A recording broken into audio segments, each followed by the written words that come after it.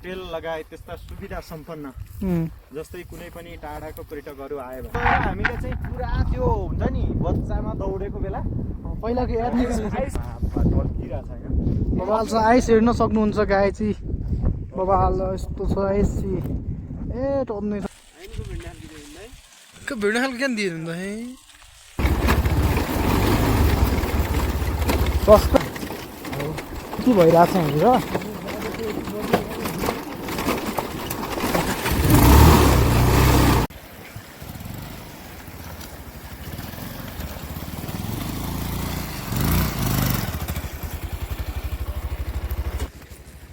ठाउँ फेरि बबाल छ नि गन्तव्य बाटो यस्तो भयो नि गन्तव्य बबाल छैन पो है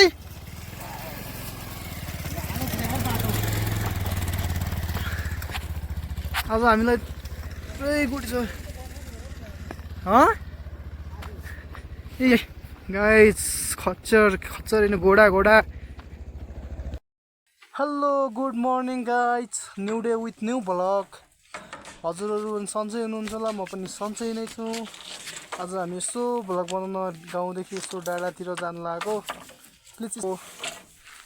अब के देखाउनु छु मोटो भ्लगमा भन्दै नै छु लेट्स सी गाइस गोटीचौरमा अब बर्खा सिजनको दृश्य त सबैजनाले देख्या होला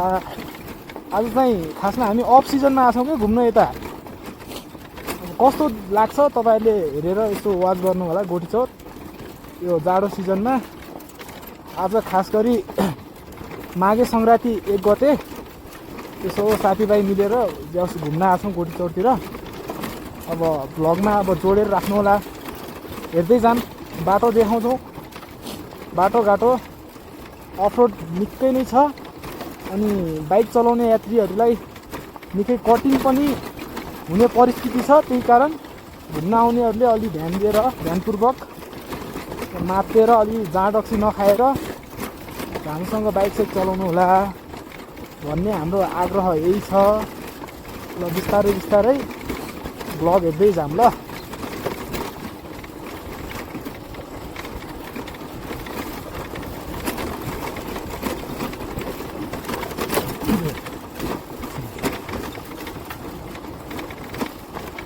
सब्सक्राइबर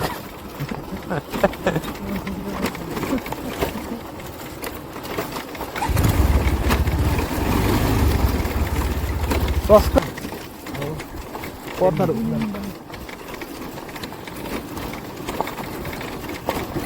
निकै नै कठिन परिस्थिति भइरहेछ यहाँनिर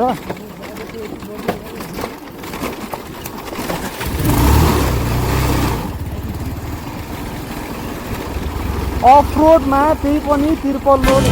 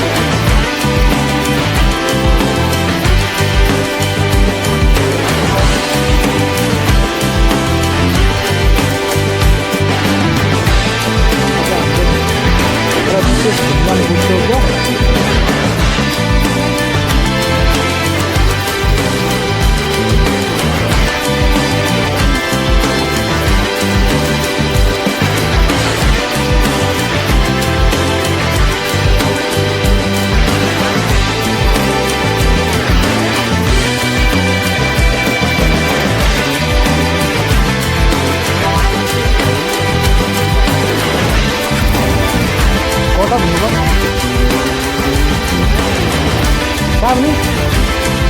छोड्नु अब बाटो कस्तो छ भने माथिबाट खै बाटो माथि गाडीबाट सकिन्छ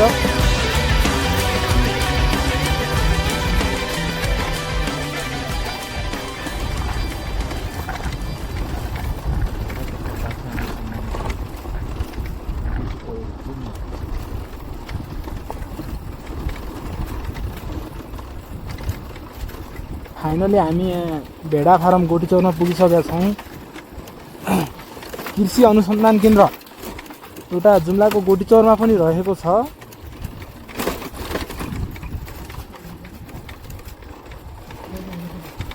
होटेल लगायत त्यस्ता सुविधा सम्पन्न जस्तै कुनै पनि टाढाको पर्यटकहरू आयो भने बस्नका लागि सहज वातावरण अथवा त्यस्तो कुनै खालको त्यस्तो सहज भयो भने अनि यातायात राख्ने ठाउँ होइन, त्यसपछि सुरक्षाका कुराहरू, अनि त्यसपछि यहाँ बनाइनु पर्ने ती क्याफे भनौँ न यावत कुराहरू भए अझ राम्रो हुन्थ्यो। हो अरू बबाल छ गाई चाहिँ। सो तपाईँहरू हेरेर पनि हामी आइस कसरी जम्छ हो यो ठाउँमा गएर हामीले चाहिँ पुरा त्यो हुन्छ नि बच्चामा दौडेको बेला पहिलाको याद निकाल्नु आइसमा रमाइलो गर्नेछौँ एकदम बबाल छ आइस हेर्न सक्नुहुन्छ गाई चाहिँ बबाल छ।